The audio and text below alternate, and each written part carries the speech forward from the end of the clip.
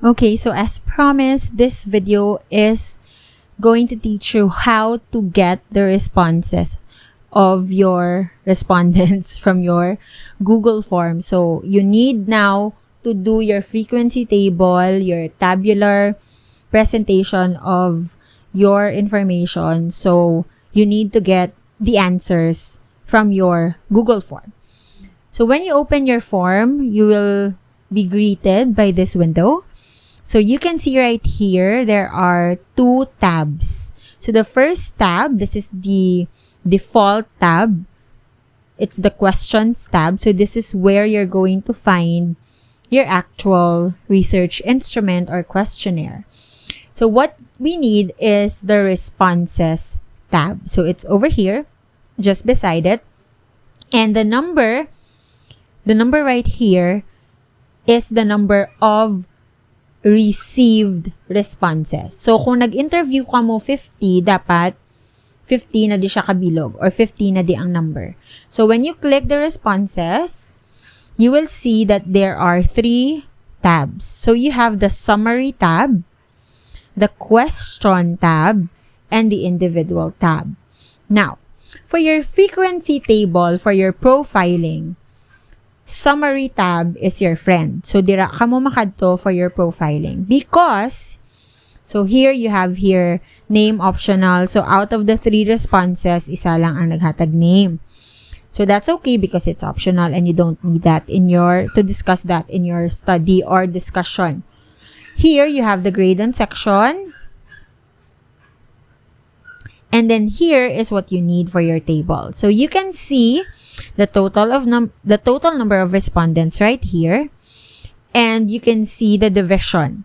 So you can see the percentage in a pie graph, but if you put your mouse over that section, it will show you how many respondents and the percentage. So for this one, you have one female respondent, that's 33.3%, and you have 2 male respondents. So, you don't need to compute the percentage anymore because it's already given. So, kilanlan nyo na ang percentage, mag-discuss na kamo. So, for the rest, also, for the frequency table of results in general, you can also use this. So, pila ka respondents ang nag-answer, strongly agree, agree, disagree, strongly disagree. So, kung wala ang color sa pie chart, meaning wala respondents nga nag-choose ang amo na nga answer. So, for this case, for your item number 1, I feel stressed when I study, you can see that 2 respondents answered agree and 1 respondent answered strongly agree. So, ibutang nyo na siya sa inyo nga table nga general. Ang general nyo nga table. Kaya hindi ta di mabalaan kung male, female ni sila or kung sino ni sila. And then, the same goes for all your... So, look at this one. So, since may tatlo na line-line nila answer, nagwa ang strongly disagree. Kaya there's 1 respondent to answer strongly disagree, 1 disagree, 1 agree. So, ang wala naman nga color is ang blue because wala respondent nga nag-answer sang strongly agree. That's why wala na siya. And then, the same goes to all your questions. So, again, automatic, kung wala, ang response, 0 na siya. Okay? Now, so this is for the general. How about atong specific? So, the first thing that you need to do is, you go here sa individual. So, kung pila, again, ang total respondents, diri nyo na siya makita.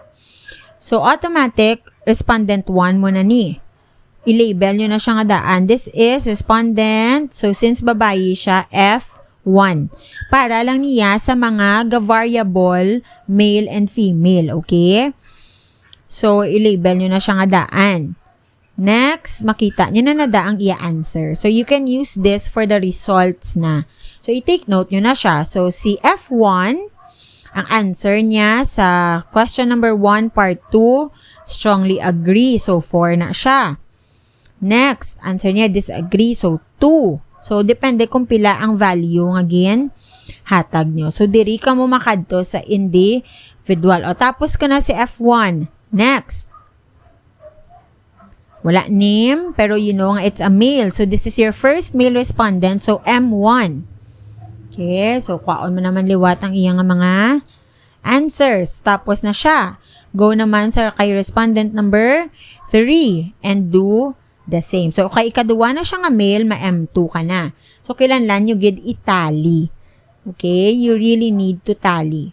So, diri na di siya magwa. So, once matapos yun na ni, mabalaan nyo man dayon kung pila ka male, kag pila ka female ang nag-answer sa kada item. Actually, the same lang dapat ang numbers ang male and female nyo sa kada item kay amo mala na ang numbers ang inyong respondents, di ba? So, kung may 25 ka female, dapat 25 man na da ka female ang nag-answer. Kaya kung makulangan, meaning there's something wrong. So, kailangan nyo na siya i-correct. Either madugang ka mo or mapa-answer pa ka mo. Now, just to satisfy your curiosity, ari siya, the question tab. Sa question tab naman niya, syempre, ang result naka-group by question. So, makadto ko diba sa unang items ng akong part 2, I feel stressed when I study. Makita nyo di kung pila ang answer. So, the same man lang siya sa inyong summary nga tab kagina, pero wala na siya naka-pie chart. Okay? Wala siya naka-pie chart. Now, you can actually download everything. So, how do you do that? Kita niyo ning tatlo ka dots, ang mahiwagang tatlo ka dots. You click that, and you click download responses. Biskan sa cellphone, you can do this. So, butangan ko da siya be responses. Stress. Ay, ano lang yung topic ko? Oh, bahala ka mo kung ano inyong file name. So, i-download niya na in a zip file. So, don't worry, just double-click. Pero kung sa phone, daw hindi niyo ni ma-open ang zip file. So, i-double-click niyo na siya. Kung sa phone, siguro download ka mo zip file nga reader. I-click nyo na siya si zip file, ma-open na di siya, and then, i-double-click nyo. So, kung anong title sang form nyo, amo man na di siyang magwa ha. Since mine is untitled, that's why untitled siya. And when you open it, my dears, ari na ang inyong mga answer. So, your life will be easier pagid. So, i-adjust nyo lang ni ang mga tawag ni di, ari o. So, ayan ang ilang mga answer. So, si female. So, pwede nyo na siya makodan dayon. So, imuon nyo ni siya si F1. Para hindi na ka mo ari siya, imuon nyo si M1. So, ayan ang i-answer.